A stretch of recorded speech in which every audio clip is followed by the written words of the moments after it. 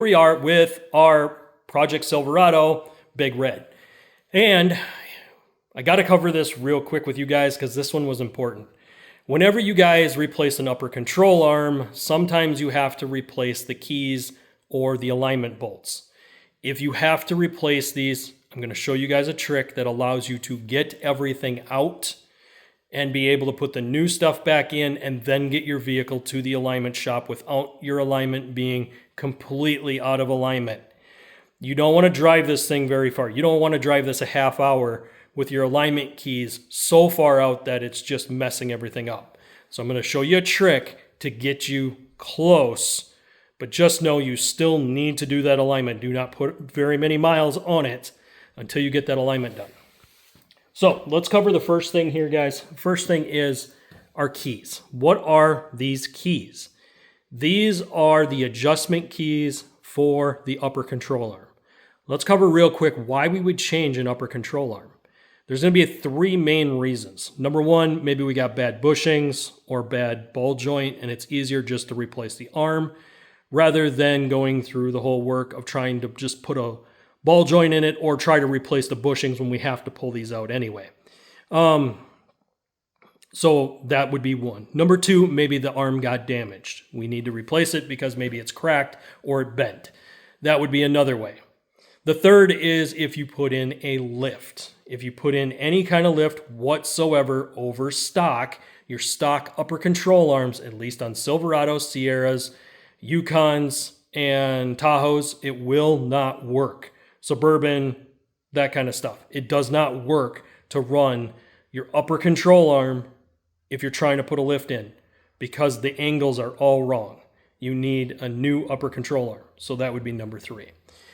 All right, so now you've decided you're going to put a lift in it. You need to fix that arm. You got to take the keys out. Before you pull your old keys, make sure you mark the key. Mark this piece so that you know where the alignment needs to be. Once you've marked these keys, you're going to transfer these marks onto your new keys. If you're not going to buy new keys, make sure that the marks are really clean on your old ones. But oftentimes, guys, I would suggest you upgrading. You're spending the money to put in an upper control arm. These are not too much more to put in a stainless steel bolt kit that won't rust. And it means that you'll be able to do your alignment adjustments for a long time. If you don't put the stainless in, they're going to rust again. You're going to wind up with the same thing you currently got. So I went with an all stainless steel hardware kit because it will last a lot longer. Plus, when we do want to do the alignment, this makes it really easy. So when we're in here and we're pulling these apart and we mark these, this mark correlates with this pin. We need to be where we need to be on this pin from where we marked it. So if we mark it straight across in the front, and usually I suggest going front, don't come down from the bottom, don't come from the top. Mark it from straight in across to the key. That way you know your marks are going to line up when you put this back together. But this is one of the major tricks that shops that don't have an alignment rack do to be able to get your vehicle fixed so that they can take it to places that have the software and the tools. An alignment rack can run you as much as $100,000 depending on the quality of that alignment rack. Most people can't afford that kind of setup. Now I'm equipped to do tie rod ends, but I don't have everything for the caster camber.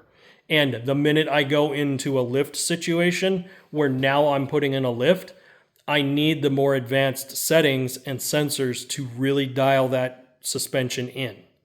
So when you're going to the shop, make sure you inform them, hey, I have a 2-inch lift. I have a 4-inch lift. If you don't tell them this ahead of time, they're going to go off of stock configuration measurements and your alignment's going to be wrong and you're going to chew up tires. So make sure that you're up front with them and say, guys, I've done some suspension work to this. This is what I've done. As long as you do that, everything will come out and work out the way it should as long as you've gone to a good alignment shop. And when you guys find good alignment shops, stick with them. Have a working relationship with them. That means that when you bring something in, they know you by name. This way, they know what you're doing and what you're working on.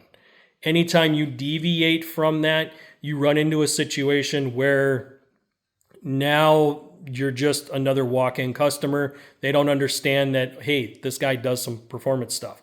This guy does lifts from time to time. You know, we know that this customer's bringing us some odd stuff. That way they're kind of anticipating you bringing in the not norm. But guys, I want to say thank you for all your support. Continue hitting the like button, hit that subscribe button, ring that notification bell so you get notified when I drop new videos, and I'll see you on the next one.